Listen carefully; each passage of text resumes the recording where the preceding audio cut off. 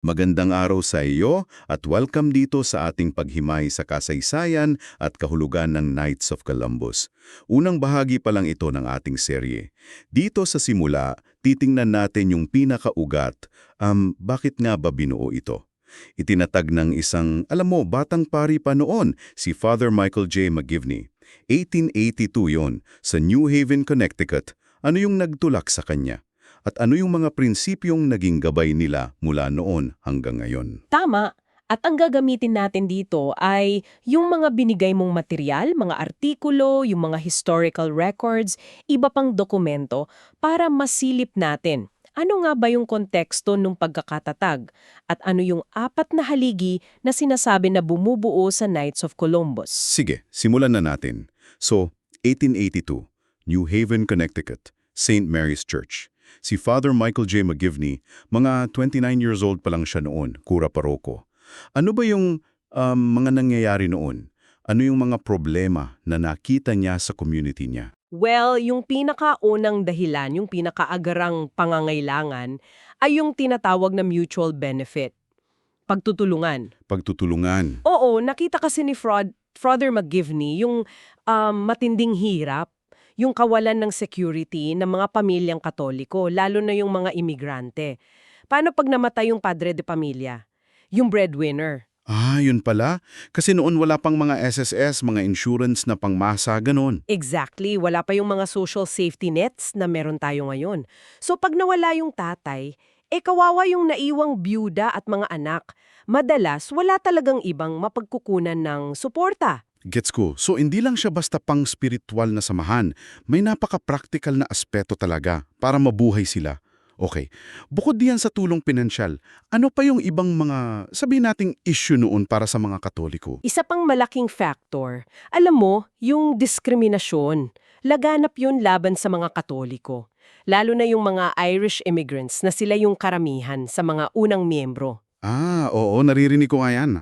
Madalas, hindi sila tanggap sa mga unyon ng manggagawa o kaya sa mga sikat na fraternal organizations noon, yung mga kapatiran. Bakit daw? Dahil sa relihiyon, Oo, dahil sa relihiyon nila at pati na rin sa lahi. mahalaga yung mga samahang yun noon, di ba? Para sa social network, para umangat sa buhay.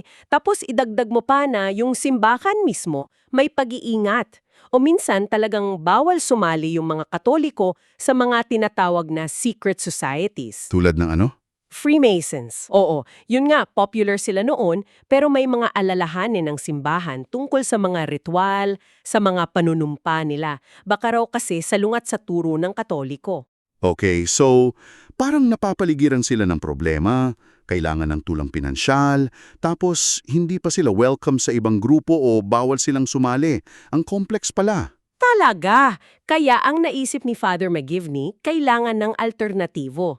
Isang samahan na nakaugat mismo sa pananampalataya. At doon pumasok yung Knights? Oo, at ang pinakaunang naging konkretong tulong nila, insurance. Nag-design sila ng sistema. Paano yun gumagana? Simple lang nung una, may $1,000 na death benefit. Ito yung tulong sa pamilya pag namatay yung miyembro. Para may pampalibing, may konting panimula yung naiwan. Saan galing yung pera? Mula sa ambagan, bawat miyembrong buhay mag-aambag ng $1 pag may namatay na kasama. Parang pass-the-hat system pero mas organized. Okay. May iba pa bang benepisyo? Meron din silang tinawag na sick benefit deposit. Ito naman para sa miyembrong nagkasakit, hindi makapagtrabaho, pwede siyang tumanggap na hanggang $5 kada linggo. $5. Malaki na ba yun noon? Oo, malaking bagay na yon. Hanggang 13 weeks pa. Kung iisipin mo, halos 2/3 na yon ang average na sahod ng isang manggagawa kada linggo noon. So napaka-practical talaga. Solusyon sa kahirapan. Talagang kitang-kita yung aspeto ng mutual aid, yung pagtutulungan. Pero nabanggit mo rin kanina yung issue ng identidad, yung diskriminasyon.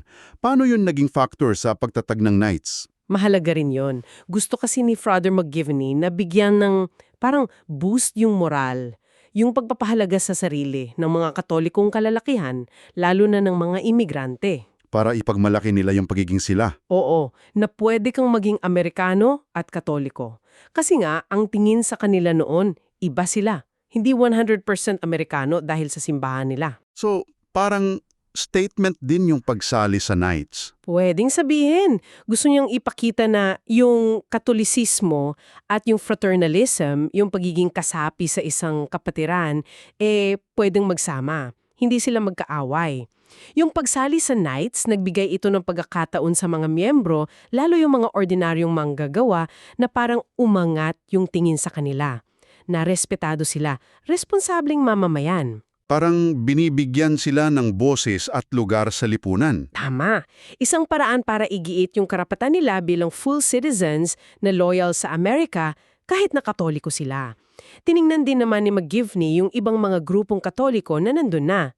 Pero parang may kulang para sa kanya. Ano yung kulang? Parang gusto niya ng something more, hindi lang puro insurance. May konting excitement daw, sabi sa ilang sources. Yung may appeal sa mga lalaki, na may sense of brotherhood, may ritual. Pero syempre, tapat pa rin sa simbahan. Okay, gets ko na. So, ang mga ugat, practical na tulungan, isang ligtas na samahan na Katoliko, at pagpapatibay ng kanilang identidad bilang Amerikanong Katoliko. Malinaw na. Ngayon, punta naman tayo doon sa mga prinsipyo. Yung pundasyon nila, 4 daw ito, di ba? Oo, 4 na pangunahing prinsipyo, na ito rin yung naging tema nung una nilang 4 na antas o degrees, parang mga level ng membership. Ito yung charity, pagkakawang gawa, unity, pagkakaisa, fraternity, kapatiran, at patriotism, pagkamakabayan. Unahin natin yung charity. Sabi mo nga kanina, yan daw yung pinaka-core. Paano natin ito makikita sa ginagawa nila ngayon, bukod doon sa original na insurance? Ay, oo. Charity talaga ang foremost principle. Yung pinakaugat, pagtutulungan sa kapwa, lalo na sa mga mahihirap o nangangailangan. At hanggang ngayon, yan talaga ang pinakakilalang ginagawa nila. Mga halimbawa, E09. Grabe yun, no? wow, 1,000,000. Talagang malaki. Tapos, napakalaki rin ang tulong nila sa mga refugees, yung mga lumikas dahil sa gera o persecution. Milyon-milyong dollar para sa mga Kristiyano sa Middle East. Tapos, ngayon sa Ukraine, may Ukraine Solidarity Fund sila, naka $20 million na ata yun, plus tono-toneladang supplies. Pati sa Latin America, tumutulong din sila sa refugees. Hindi lang pera, pati actual na gamit. Oo, aktibo rin sila sa Special Olympics simula pa nung umpisa nung 1968. Pati Habitat for Humanity, nagvo-volunteer sila, nagdo-donate. At syempre, yung medyo controversial pero kilala nilang Ultrasound Initiative. Yung mga ultrasound machine. Yung nga, simula 2009, mahigit 1,000 machines na yung na-donate nila sa mga crisis pregnancy centers. Ang sabi nila, para makatulong sa mga nanay na makita yung baby sa sinapupunan at magbigay ng suporta. Talagang malawak ang sakop ng charity nila. Pero syempre, para magawa lahat yan, kailangan ng pagkakaisa. Yun ba yung unity, ang pangalawang prinsipyo? Magandang koneksyon yan. Oo, unity o pagkakaisa. Ito yung pagbubuklod sa mga Katolikong kalalakihan. Isang layunin, isang pananampalataya, sama-samang pagkilos. Isipin mo, nagsimula sila ilang dosena lang sa basement ng simbahan sa Connecticut. Tapos ngayon, Ngayon, mahigit 2.1 million na miyembro. Sa mahigit 17,000 na councils o sangay, buong mundo na halos, US, Canada, tapos Pilipinas. 1905 pa lang, may council na dito, yung Manila Council 1000. wow, ang aga pala dito sa Pilipinas. Oo, pati Mexico, halos kasabay. Tapos nitong mga huling taon, South Korea, Poland, Ukraine, France, pati sa Africa, meron na rin.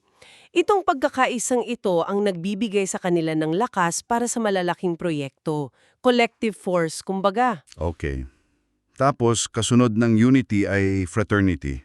Magkaiba ba sila? Ano yung focus ng fraternity? Medyo related sila, pero iba ang diin. Kung ang unity ay yung lakas ng buong organisasyon, ang fraternity o kapatiran mas personal.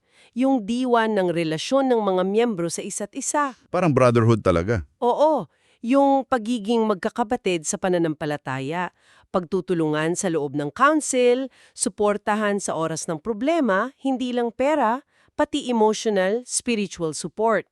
Kasama rin dito yung paghubog sa karakter, yung tinatawag nilang Colombian manhood. Ano yun? Isang ideal ng pagiging lalaki na nakafocus sa Diyos, sa pamilya, lalo na yung pagiging presenteng ama, at sa serbisyo. Gusto nilang ipakita na ito yung positive na uri ng pagkalalakihan, na iba daw sa ibang mga fraternity noon.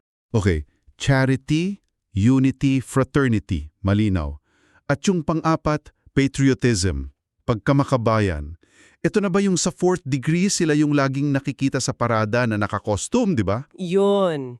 Tama ka diyan. Yung 4th degree, optional ito ha, idinagdag lang nung 1900. Sila yung nakatuon sa patriotism. Sila nga yung visible arm kasi sila yung laging present sa mga public events, sa mga seremonya ng simbahan, naka-uniforme. Yung may mga kapa at sombrerong may balahibo. At espada. Oh, yun yung dati nilang sikat na regalia. Medyo nagbago na yun nung 2017. Ngayon naka-blazer na sila na blue, tapos may beret. Pero andun pa rin yung espada sa mga seremonya. Pero bakit patriotism? Ano yung punto nun? Ang layunin talaga niyan ay ipakita na pwede kang maging tapat na Katoliko at kasabay nun, tapat ka ring mamamayan ng bansa mo. Kasi nga, noon, malakas pa yung akusasyon na divided loyalty daw ang mga Katoliko. Dahil sa Pope sa Roma. Oo, parang sinasabi, kanino ka ba talaga loyal? Sa Amerika o sa Vatican? Gustong patunayan ng Knights na hindi kailangang mamili. Pwede pareho. Interesting. So paano nila pinakita yung patriotism na yan bukod sa uniforme? Ay, marami ring paraan. Isang classic example yung World War I. Nagtayo sila ng mga army huts. Mga recreation center yun para sa mga sundalo. Sa US at sa Europe. Anong meron dun sa huts? May mga libreng pagkain, sulatan, libangan, pati religious services. At ang maganda pa raw dito, sabi sa ilang sources, bukas ito sa lahat ng sundalo. Kahit anong lahi, kahit anong relihiyon. Hindi exclusive sa Katoliko o sa miyembro nila. Wow, commitment sa bansa talaga. Oo. Tapos yung isa pang napakatanyag nilang nagawa related sa patriotism, yung kampanya nila noong 1950s. Ano yun? Sila yung isa sa mga malakas na naglabi para idagdag yung mga salitang under God sa Pledge of Allegiance ng US. Sila pala yun? Oo. Nagsimula sa resolutions nila noong 1951, tapos naging batas noong 1954 sa panahon ni President Eisenhower. Nagpasalamat pa nga raw si Eisenhower sa kanila. Okay, grabe. 4 na prinsipyo. Charity, unity, fraternity at patriotism. Malinaw na ang bawat isa at kung paano sila nagmanifest. Ngayon, eto na yung tanong na medyo intriguing para sa akin. Bakit si Christopher Columbus? Ito na nga. Oo, kasi 'di ba Italyano siya, naglayag para sa Espanya.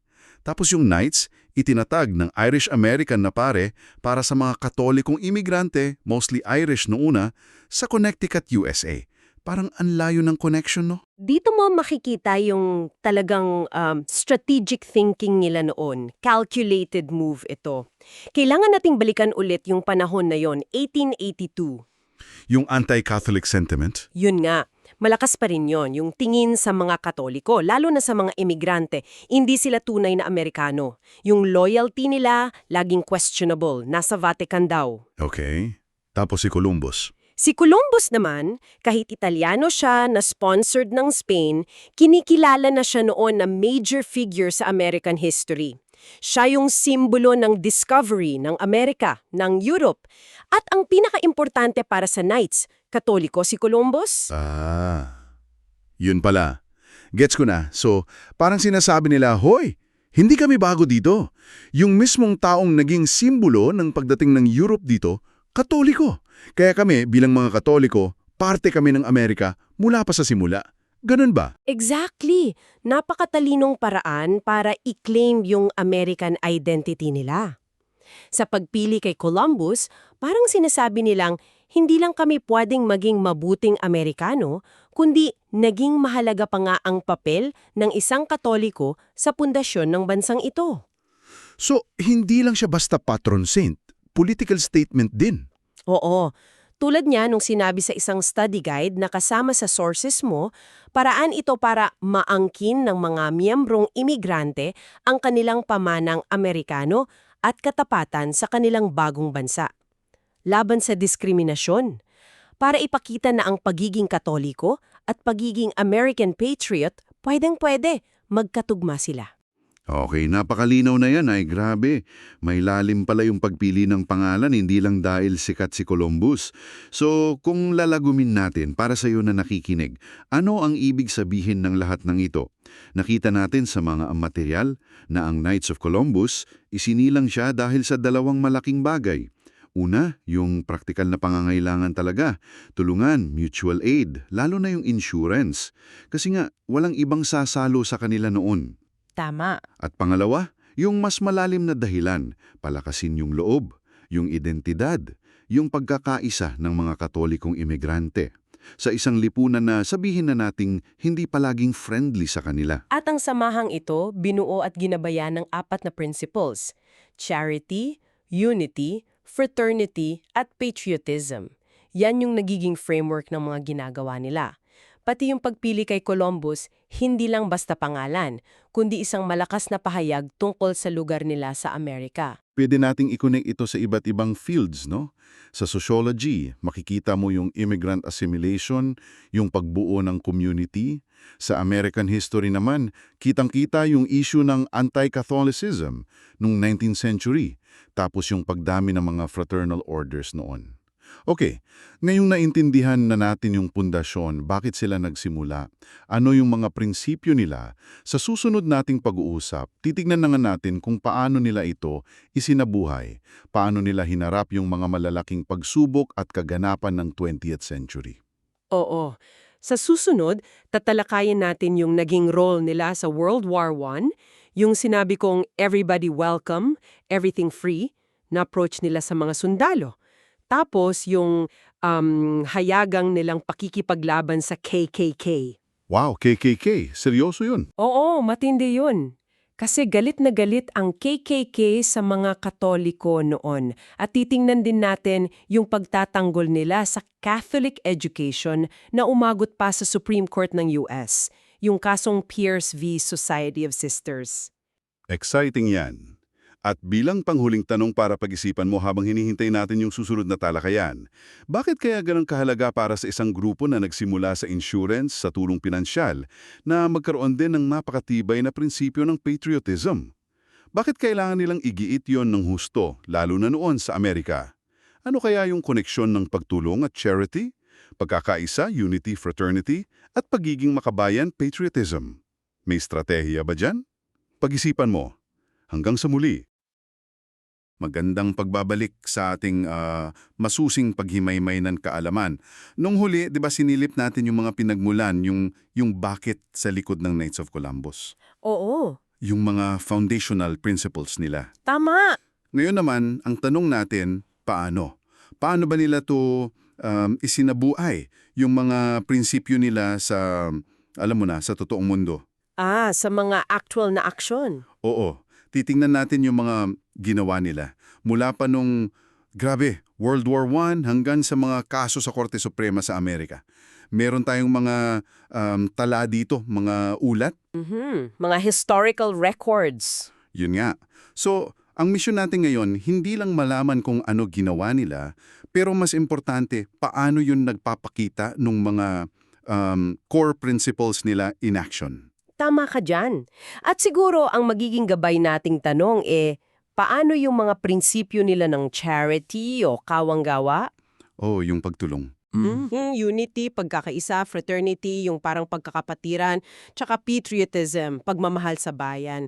Paano nila to, kumbaga na-translate? Na-translate sa mga konkretong talagang hakbang? Oo, sa mga tiyak na aksyon, lalo na nung mga critical moments ng 20th century. Titingnan natin kung yung mga ideya bang yun, nasa papel lang o talagang ginamit nila. Mukhang mabigat pero exciting tong pag-uusapan natin.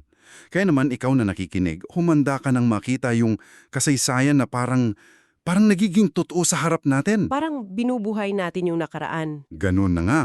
Sige, simulan na natin tong paghimay-himay. Unahin natin yung response nila sa panahon ng digmaan, World War I.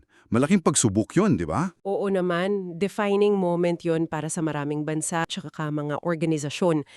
At ang Knights of Columbus, hindi sila nagpahuli.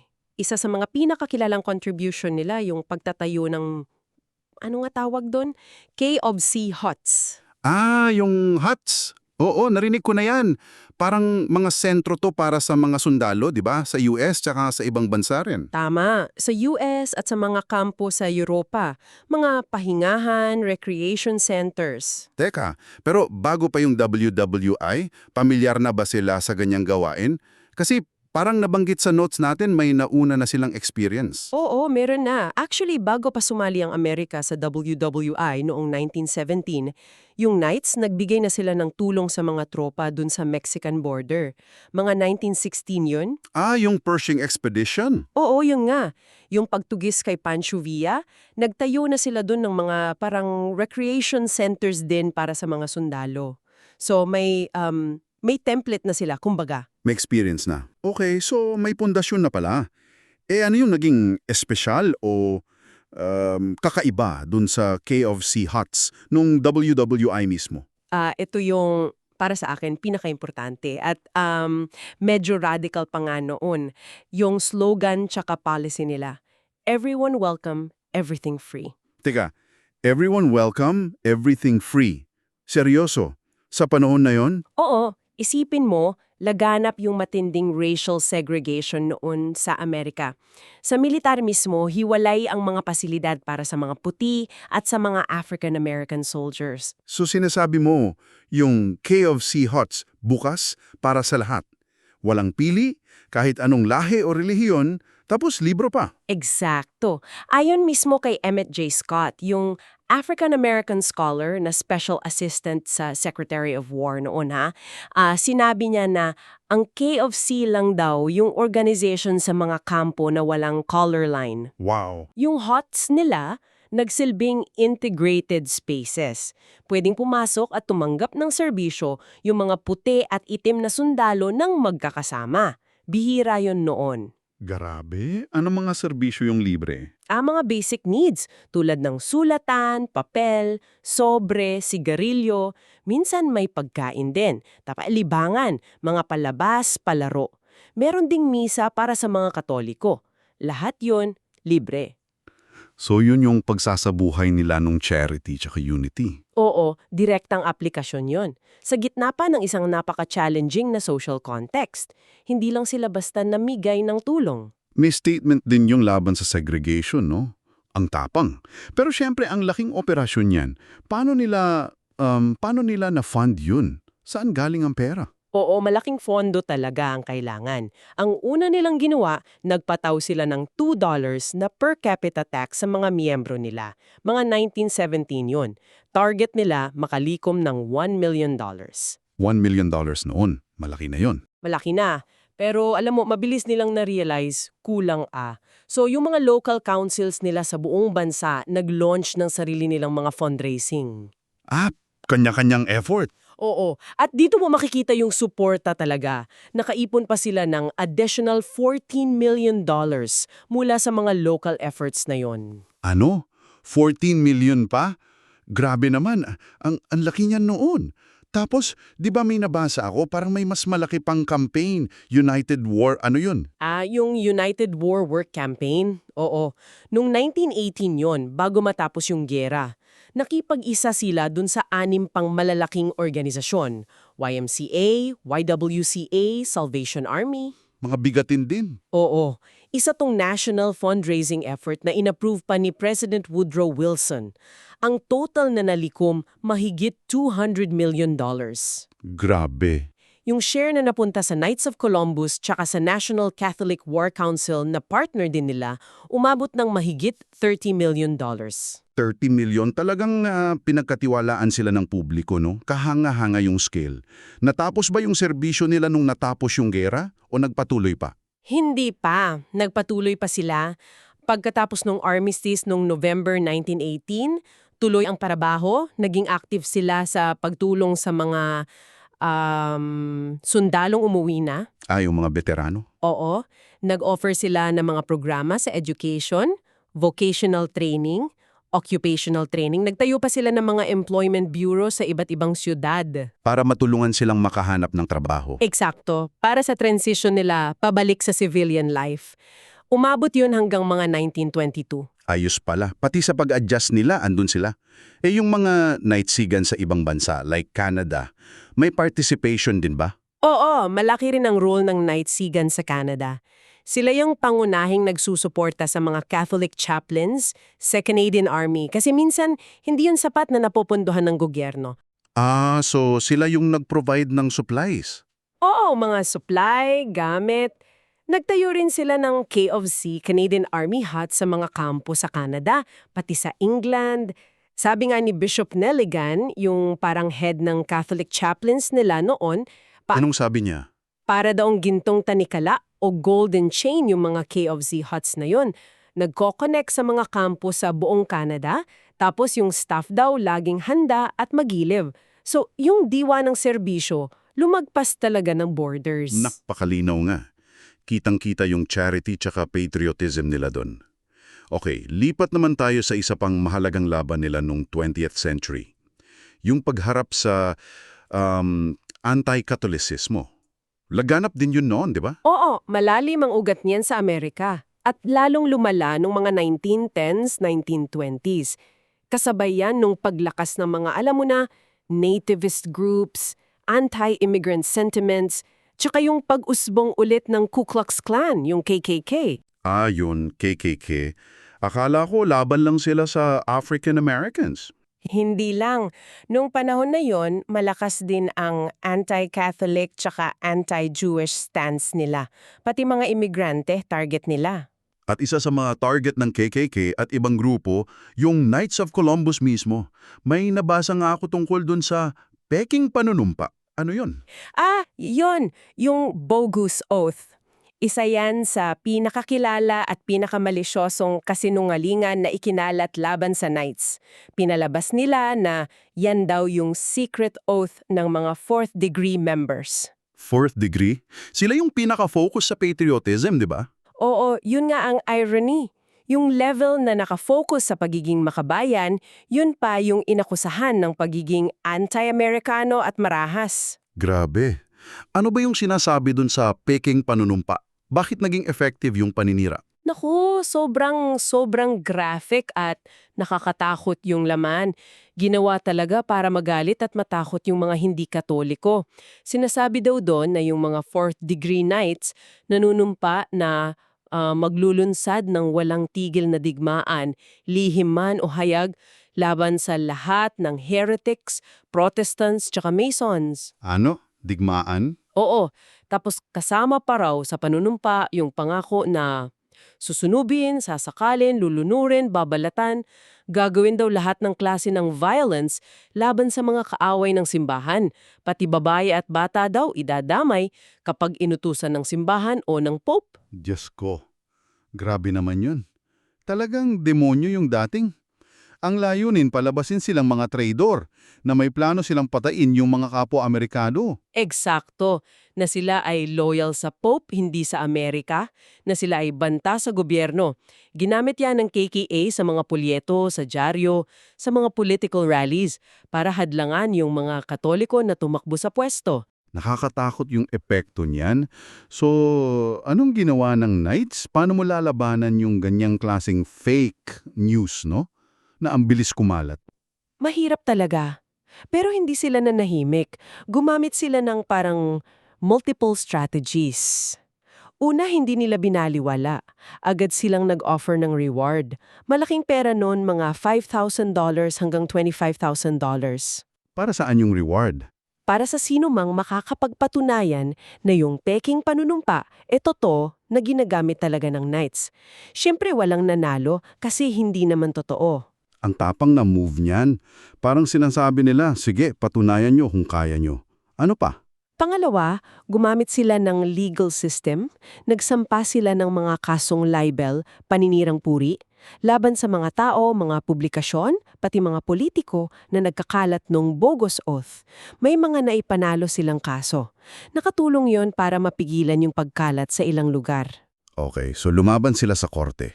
Ano pa yung pangatlo? Sabi mo may pangatlo pa na matalino. Oo. Ito yung pagiging transparent nila. Transparent. Paanong transparent? Nagimbita sila ng mga kilalang non-Catholics, mga respetadong tao sa komunidad, mga opisyal, editors, mga protestanteng ministro.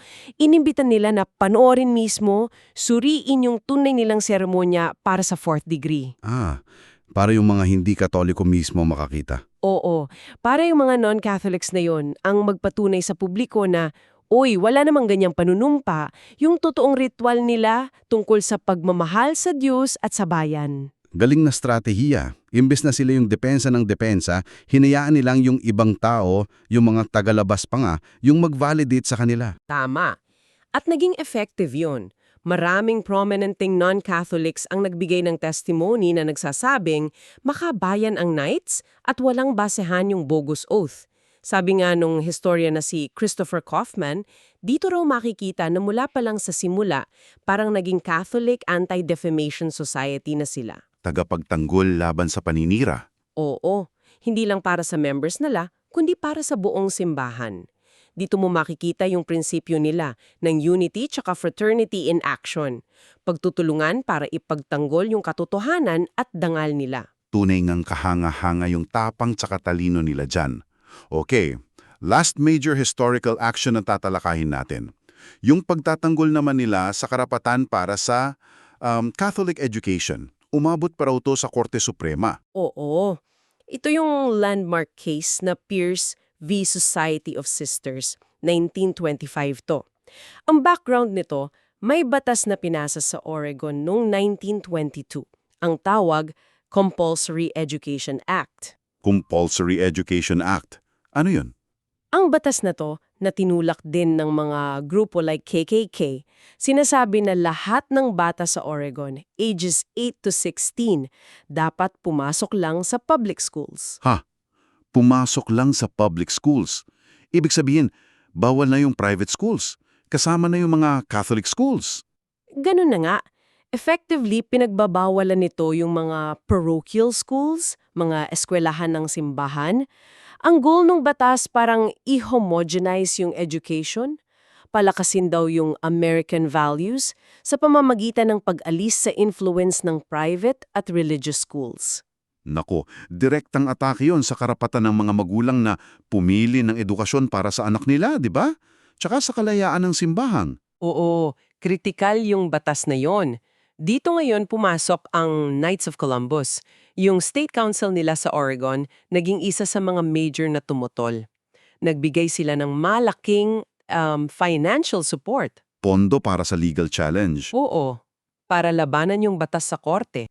Nakipagtulungan sila sa Society of Sisters, yung mga madre na may schools doon, tsaka sa isang private military academy. Sila yung nagdala ng kaso. At umaabot nga hanggang Supreme Court. Anong naging resulta? Nanalo ba sila? Nanalo sila. Malaki. Noong June 1, 1925, naglabas ng unanimous decision ng Supreme Court, 9-0. Sabi nila, unconstitutional yung batas ng Oregon. Wow, landmark victory nga. So ano yung ibig sabihin nun? Ano yung prinsipyong pinagtibay ng Korte Suprema? Pinagtibay ng korte yung fundamental right ng mga magulang na gabayan ang agpapalaki at edukasyon ng mga anak nila. Sabi ng korte, okay lang mag-regulate ang state sa edukasyon pero hindi pwedeng standardize yung mga bata. Hindi pwedeng pilitin silang sa public school lang mag-aral.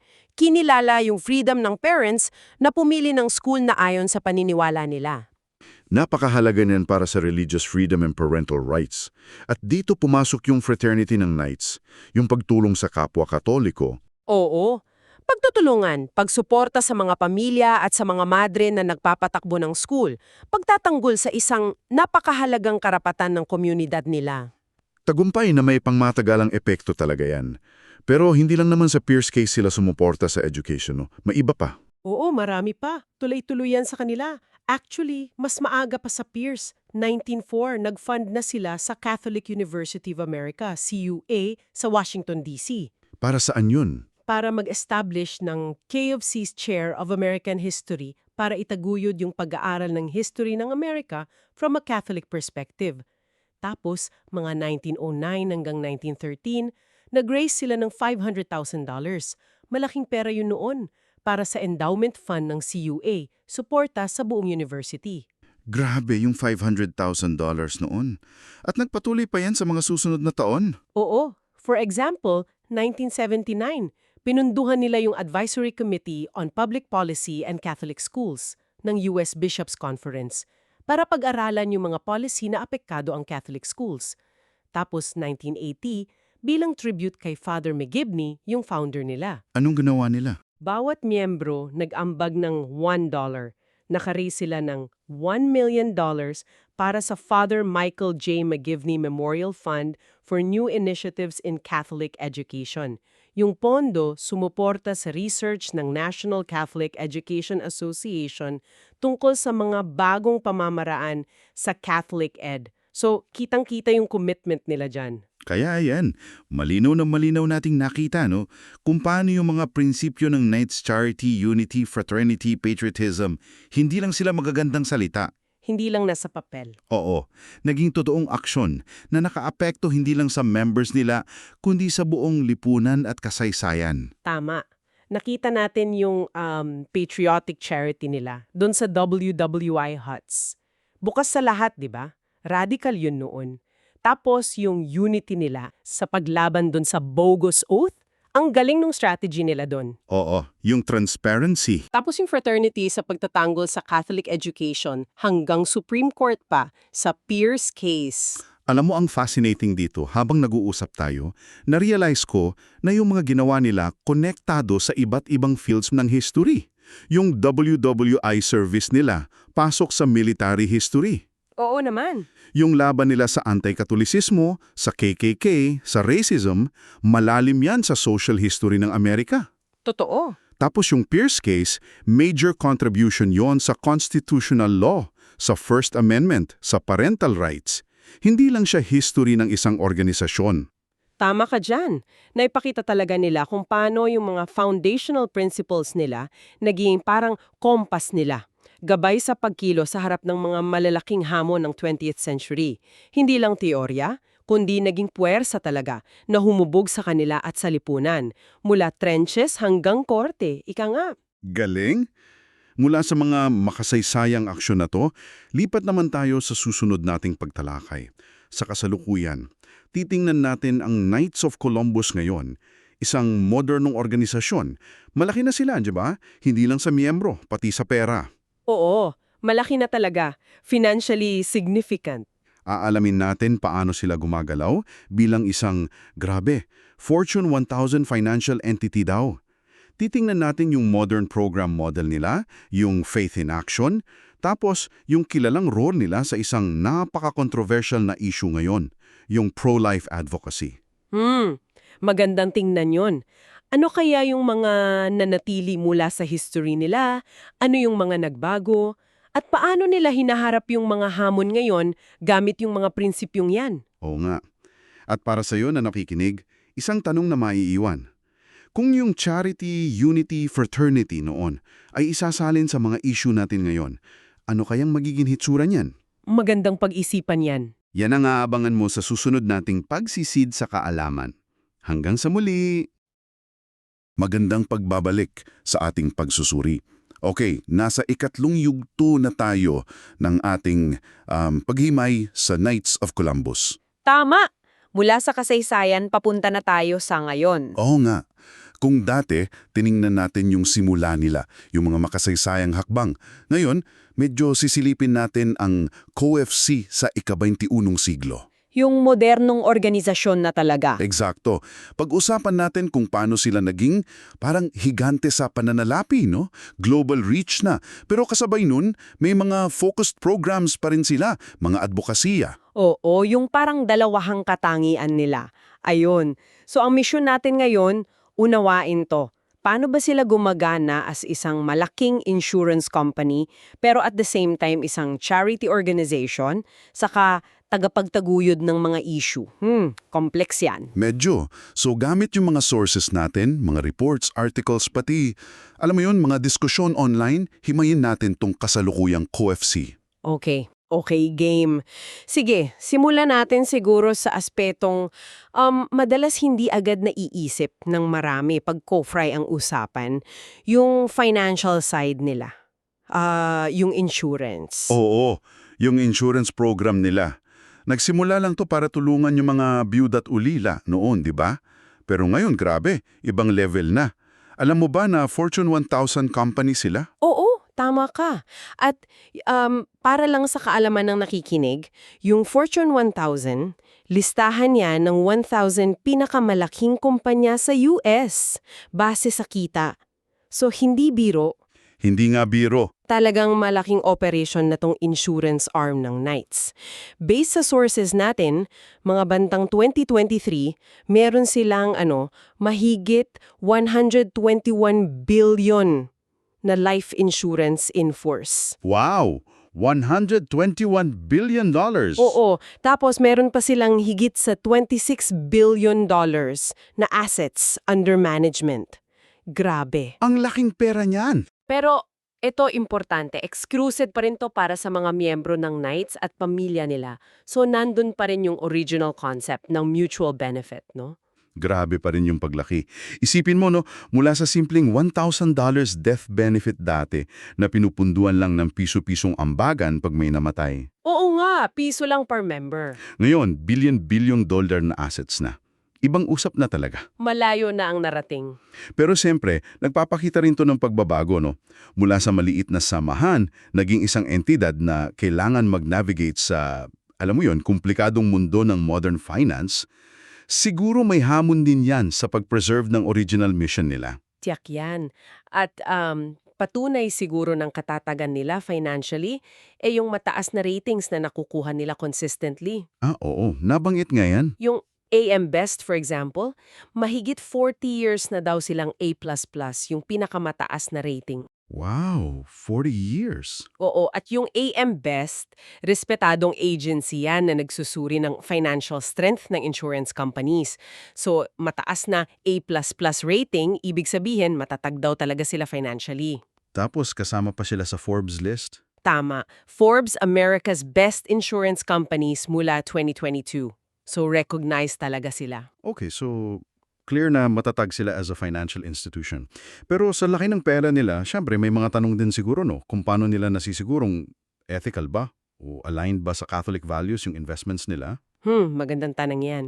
May nababanggit ba sa sources natin tungkol dito? Meron nga. May lumabas na discussion sa isang online forum, sa Reddit ata to. Tinalakay ng isang miyembro yung investment portfolio nila. Ah, ito na. Oo, particularly yung KCGIX fund nila na namumuhunan sa large cap companies. Ang naging punto nung nag-post, nagsimula daw sa isang meeting na sinabing COFC only invests daw sa companies na sumusuporta sa Catholic values. Okay. Pero napansin niya kasama sa top holdings ng fund yung mga higanteng tech companies, Microsoft, Apple, Meta, Facebook, Google. Ah, yung mga malalaki talaga. Oo. Tapos ang issue para sa kanya yung mga kumpanyang to, may mga kampanya or polisiya na parang taliwas daw sa turo ng simbahan, like yung support sa LGBT pride. Ah, okay. So dito nagkakaroon ng medyo tricky na usapin, no? Paano raw to ipinapaliwanag, lalo na kung ang claim ay alignment sa Catholic values? Well, yung paliwanag na lumabas dun sa diskusyon at kailangan nating idiin na ito'y paliwanag lang mula sa loob ng community na yun, hindi official statement necessarily. Gets. Umiikot sa konsepto ng remote cooperation with evil versus direct cooperation. Medyo technical to sa Catholic moral theology. Okay, subukan nating isimplify. Ang argumento, iba daw kasi yung mamuhunan sa isang kumpanya, let's say Apple, kung saan yung isang particular na campaign like Pride ay hindi namang core business niya, marami siyang ibang ginagawa. Hindi yun yung pangunahing produkto nila? Oo, kumpara daw sa direktang pamumuhunan sa isang kumpanya na ang mismong produkto o serbisyo ay labag talaga sa turo. Halimbawa, kumpanyang gumagawa lang ng abortifacient. Okay. So may distinction daw doon. Yun daw, na yung una, yung remote cooperation, baka pwede pa under certain conditions, habang yung huli, yung direkta, hindi talaga pwede. Okay, malinaw. So, yan ang paliwanag na umiikot, no? Kahit siguro para sa iba, debatable pa rin yan. Definitely. Pero ang mahalaga, alam nating may ganitong internal discussion na nangyayari. Tinitimbang nila kung paano isasabuhay yung principles nila sa modern financial world. Tama, hindi lang tayo kumakampi. Inilalahad lang natin yung diskusyon at nagpapakita to na yung pagiging financial powerhouse may kasamang complexities. May mga kailangang i-navigate talaga. Oo, kailangan nilang i-evaluate palagi yung actions nila based sa core values. Okay, ngayon, hipat tayo. Mula sa financial powerhouse, punta naman tayo sa kabilang mukha ng modernong knights. Yung malawak nilang gawaing pangkawang-kawawa. Paano nila ino-organize to? Ang dami nilang council, libu-libo sa buong mundo. Dito ngayon papasok yung tinatawag nilang Faith in Action program model. Medyo bago to, inilunsad noong 2018. Faith in action. Okay? Ano to? Framework siya. Parang balangkas na gumagabay sa activities ng mga local council nila. Hindi siya parang checklist na ito ang dapat nyong gawin, kundi mas gabay para makategorize at ma-focus yung efforts. So, parang categories lang. Oo, may 4 na haligi or pillars to. Ano-ano yung 4 na yon? At paano to, nagwo-work in practice? Okay, yung 4. Una, pananampalataya or faith. Ito yung mga gawalin para palalimin yung spiritual life. Okay, faith. Pangalawa, pamilya or family. Support sa family life. Family. Pangatlo, komunidad or community. Paglilingkod sa mga nangangailangan sa paligid. Community. Makes sense. At pang-4, buhay or life. Ito yung pagtataguyod ng dignidad ng tao mula conception hanggang natural death. Yung tinatawag nilang culture of life. Faith, family, community, life. Okay. So itong faith in action, parang lente lang to ng mga council para sa projects nila. Parang ganun nga. For example, sa ilalim ng community, baka mag-organize sila ng feeding program or bloodletting. Okay. Sa faith, baka may rosary drive sila or suporta sa parokya. Sa family, baka may family retreat. Tapos sa life, dito papasok yung mga pro-life activities nila. Gets ko. So, nagbibigay ito ng structure, no? Para kahit iba-iba yung ginagawa sa bawat lugar, nakaangkla pa rin sa core principles. Eksakto! Paraan nila to para i-manage yung napakalawak nilang network at masigurong may direksyon at impact yung mga gawain. Okay. At dahil nabanggit mo yung life pillar, dito napapasok yung ilan sa pinakakilala nilang inisyatiba, no? At minsan, medyo controversial din. Oo, malaki ang emphasis nila dyan. Gamit yung resources nila, both financial at organizational, may mga specific advocacy sila dito. Ano yung mga halimbawa na nasa sources natin? Yung pinakakilala siguro yung ultrasound initiative nila. Ito yung mga makina. Oo. Nagsimula to 2009. Ang goal, mag-donate ng mga modern ultrasound machines sa mga tinatawag na crisis pregnancy centers. Yun yung mga tumutulong sa mga babaeng may unplanned pregnancy. Tama. Para hikayatin silang ituloy yung pagbubuntis. Ayon sa data ng 2019, nakatulong na silang maglagay ng mahigit 1,000 na ganitong makina. Wow, 1,000? Ang sinasabi nilang layunin, para maipakita sa mga babae yung image ng baby sa sinapupunan, hoping na makatulong daw sa desisyon. Okay. Tapos may nabanggit ding ASP initiative. Ano naman to? Karugdong ba to ng ultrasound? Yung ASP, Aid and Support After Pregnancy, mas bago to. Inilunsad nila to after nung Dobbs decision ng US Supreme Court noong 2022. Yung nag-overturn ng Roe v. Wade. Oo, yun nga. Yung nag-alis ng federal protection sa abortion rights. Ang layunin ng ASAP, palakasin pa yung financial support ng COFC sa mga pregnancy center at maternity homes. Hindi lang habang buntis, kundi pati after manganak. Tulong para sa ina at sa baby. Okay, so mas expanded na support. Malino na focus nila tong mga to sa ilalim ng life pillar. Pero syempre, hindi lang yan ang Knights, no? Hindi lang talaga. Based sa faith and action model, lalo na siguro sa community pillar, ang lawak din ng tulong nila sa ibang areas, lalo na sa mga krisis at sa marginalized. Oo, napakalaki. Tingnan mo yung tulong nila sa mga refugee, lalo na sa Middle East. Between 2014 and 2018, mahigit $20 million ang binigay nila. $20 million? Para saan yun? Para sa basic needs, pagkain, tirahan, damit, gamot ng mga inuusig na Kristiyano at iba pang religious minorities, lalo na nung kasagsagan ng ISIS. Grabe yung pangangailangan dun. Malaki rin yung role nila sa pag-rebuild ng isang buong bayan sa Iraq, yung Caramels, na sinira ng ISIS. Tapos nagbigay din sila ng $250,000 noong 2018 para sa mga refugees sa Mexico-US border. At mas recent yung sa Ukraine. Parang ang bilis din ng response nila dun. Talaga, agad sila nag-mobilize, meron silang Ukraine Solidarity Fund. Mga early 2023, nakalikom na sila ng $20 million para dito. Wow. At hindi lang pera yan. By end of 2023, estimate nila nakapaglingkod na sila sa mahigit 1.4 million Ukrainians. Grabe, 1.4 million. Nag-deliver sila ng milyon-milyong libra ng supplies. Pagkain, gamot, basic needs, tapos daan-daang libong care packages, saka wheelchairs. Crucial dito yung mga Knights mismo sa Poland at Ukraine, sila yung nasa ground. Importante yun. At inuulit nila yung tulong nila based sa need, hindi sa relihiyon. Okay. Mula pro-life hanggang refugee aid. Talagang ang lawak.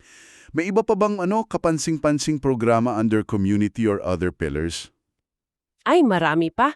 Yung Coats for Kids nila? Yung mga jackets? Oo, mula 2009 hanggang 2023, mahigit 1 million na bagong winter jackets na ang naipamigay nila sa mga bata sa North America. 1 million jackets. Wow. Tapos andyan din yung support nila sa Habitat for Humanity sa pagtayo ng bahay, saka sa Special Olympics, malaki rin, mahigit $4 million noong 2023 lang para sa mga atletang may intellectual disabilities. Okay. Diverse talaga. Tapos sa faith pillar naman, malaki yung tulong nila sa mga seminarista, yung mga nag-aaral magpare. Noong 2017, $3.8 million daw sa halos 6,350 na seminarista at postulants. Significant support yun. Nagpopondo rin sila ng Catholic media. Kasama na yung pagsusponsor ng global broadcast ng mga papal events, no?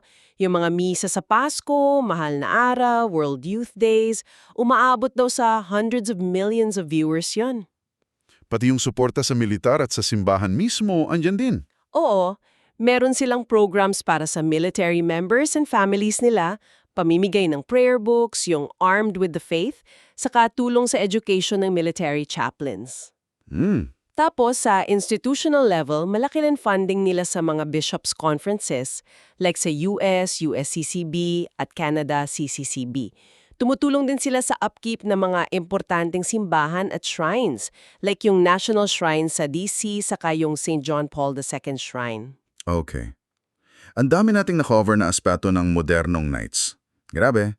Mula Fortune 1000 Insurance hanggang sa sandamakmak na programa under faith, family, community life. Ang lawak talaga. Meron, subukan nating i-connect pabalik. Paano natin maiuugnay lahat to? Yung bilyon-bilyong assets, yung ultrasound initiative, yung tulong sa Ukraine, doon sa original mission ni Father McGivney nung tinatag niya yung night sa basement ng simbahan sa Connecticut, 1882. May continuity pa ba? Yan ang pinaka-importante sigurong tanong, no? At sang sagot, based sa pag-unawa sa history at principles nila, ay parang oo naman. May malinaw na koneksyon. Kahit grabe na yung evolution. Paano yun? Tandaan natin, ang ugat ng KOFC, Mutual Benefit Society. Yung original purpose nila, practical na tulong sa mga miyembro at pamilya nila lalo pag namatay yung breadwinner. Yung insurance aspect. Oo. Yung insurance program nila ngayon, kahit sobrang laki na at professionalized, masasabi mong direktang pagpapatuloy nun. Yung pagbibigay ng financial security, katuparan pa rin to ng principle ng unity at pagtulong sa kapwa-miyembro. Oo, so yung insurance connect pa rin sa mutual benefit. Paano naman yung charity works, yung lahat ng gawaing pangkawanggawa na tinalakay natin na ultrasound, Coats for Kids, Refugee Aid. Yan naman ang direktang pagpapalawig ng isa pa nilang core principle, charity, pagkakawanggawa. Oo, yung pagtulong sa kapwa, lalo na sa mahina, sa nangangailangan, sa nasa laylayan, core value na nila yan since day one.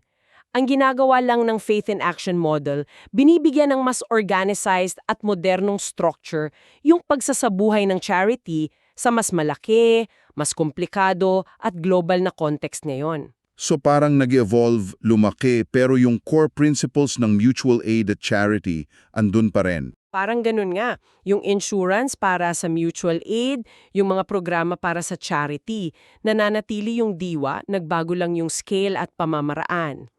Okay. Malinaw yan.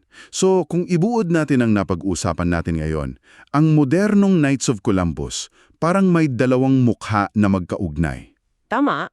Una, isa silang major financial institution, Fortune 1000 company, via their insurance program para sa members. At ikalawa, ginagamit nila yung resources nila, financial at organizational, para sa napakalawak na charity work at advocacy na inoorganisa nila gamit yung Faith in Action model, faith, family, community, life. Tapos may specific focus sila sa ilang advocacies tulad ng pro-life, pero at the same time malawak din ang humanitarian aid nila globally. Okay. Nakita na natin yung nakaraan nila. Tapos ngayon, nasilip natin yung kasalukuyan. Sa huling pagtalakay natin sa sering ito, susubukan na nating pag-isahin lahat to. Sabihin ng pagiging kabalyero ngayon, ano yung enduring identity nila, saka yung concept ng Colombian manhood na sinasabi nila. Para mabuo na natin yung buong larawan. Oo, mula noon hanggang sa hinaharap. Pero bago tayo magtapos, siguro isang bagay na pwedeng pag-iisipan ng mga nakikinig. Ano yun? Sa harap ng ganitong laki at lawak ng COSI ngayon, financial giant na, global charity network pa, paano kaya nila napapanatili o baka nababago na rin yung original na diwa ng fraternity o kapatiran? Yung personal connection. Oo, yung diwa ng pagiging magkakapatid na siyang ugat nung tinatag sila ni Father McGivney sa maliit na parokya lang. Ano kaya ang hamon at siguro sikreto na rin sa pagpapanatili ng personal na ugnayan at pagtutulungan sa loob ng isang napakalaking organisasyon? Magandang tanong yan para pagnilayan. Isang bagay na maiiwan sa inyo. Hanggang sa susunod na pagtalakay.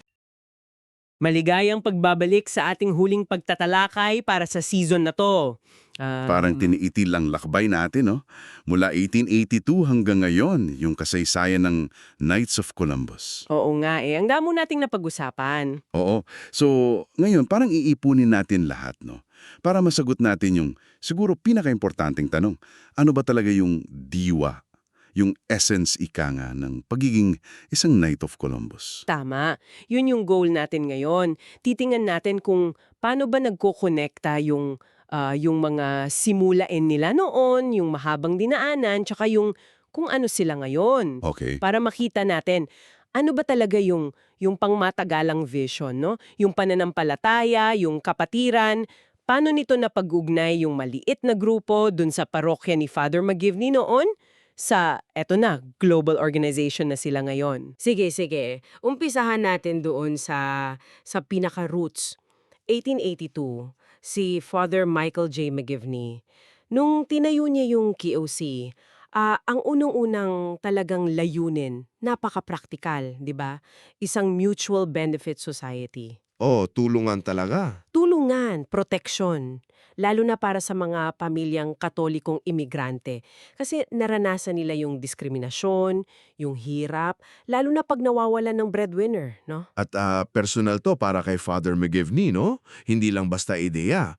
Naranasan niya mismo yung hirap nung mamatay yung tatay niya, kinailangan pa niyang huminto sa seminaryo para masuportahan yung pamilya niya. Oo nga. Tsaka isa pa, yung konteksto noon, di ba? Bawal sa mga Katoliko yung sumali sa maraming mga secret society, parang Freemasons.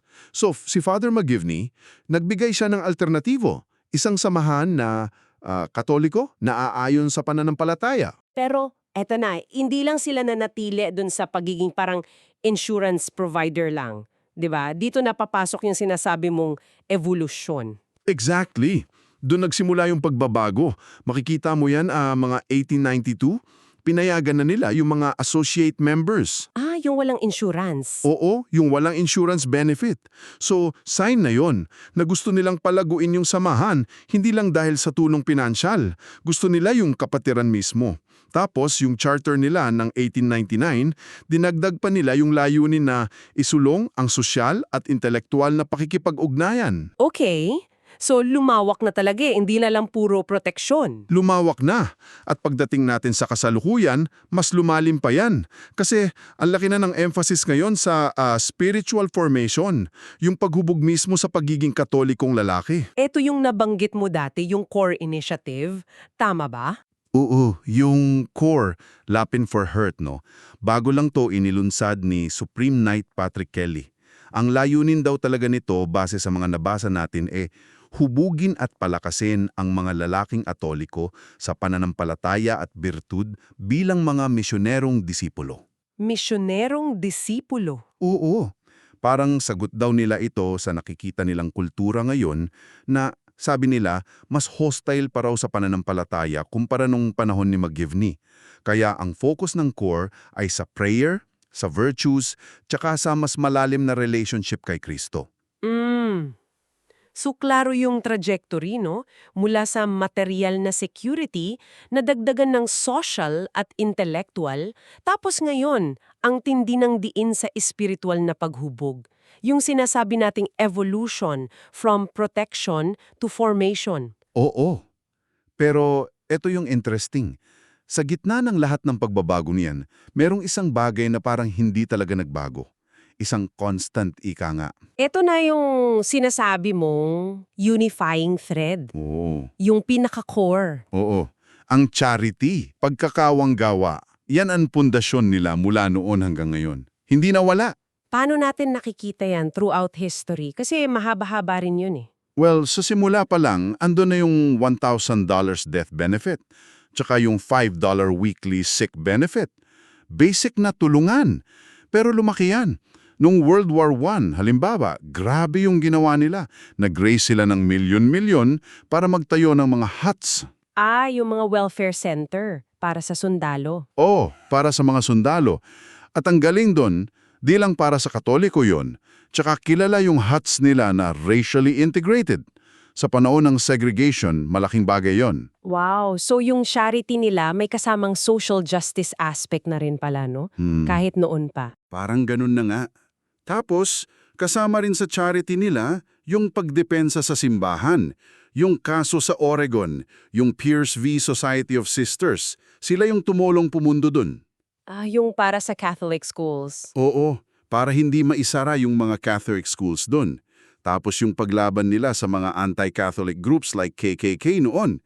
So, ang charity hindi lang pag-abot ng pera, kasama yung pagtindig para sa karapatan. Okay.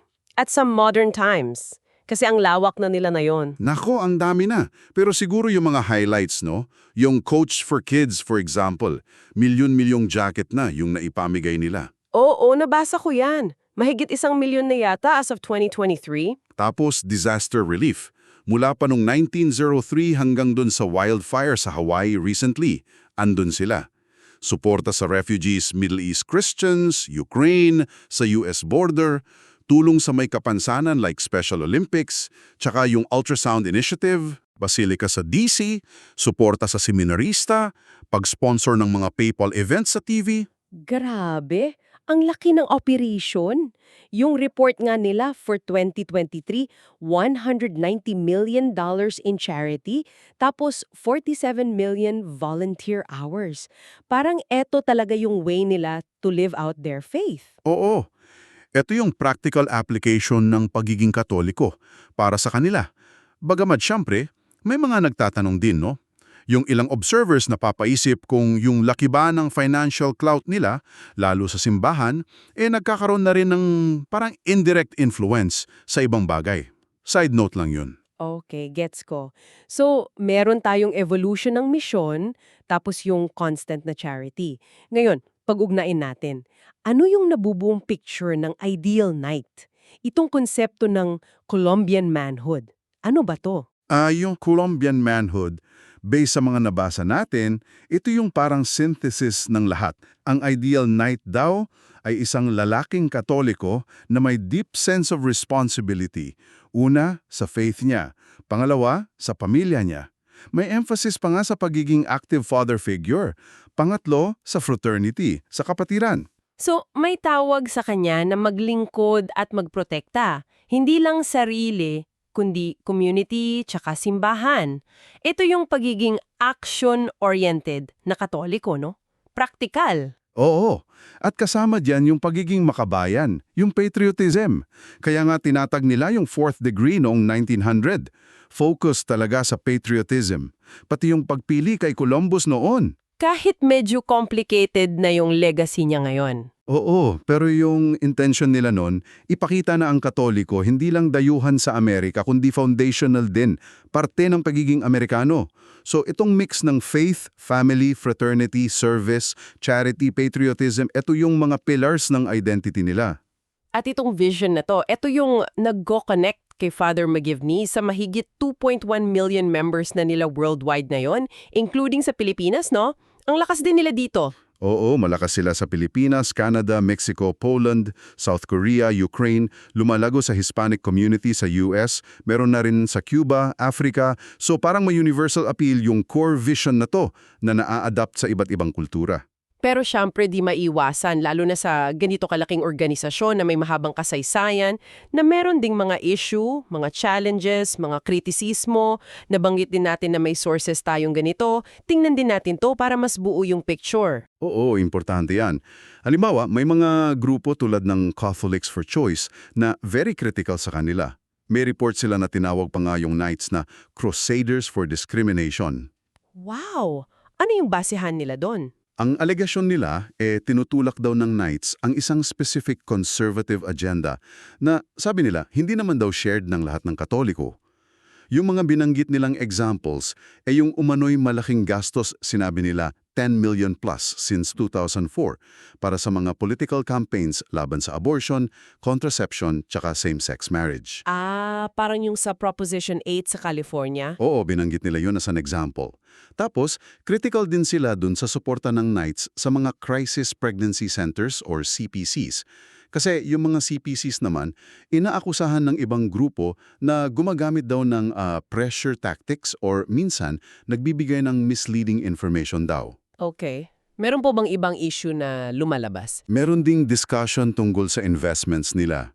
May nakita tayong thread sa Reddit, 'di ba? May nagtatanong kung yung investment fund ba nila, yung KCGIX, na dapat sumusunod yung Catholic values, paano daw nag-i-invest sa mga kumpanya like Microsoft, Apple, Google na may mga pro-LGBT campaigns or policies? Yung tanong tungkol sa material cooperation with evil? Oo, yun. Medyo komplikadong usapin yan sa moral theology. Gaano ka ka-directly involved, di ba? Remote lang ba?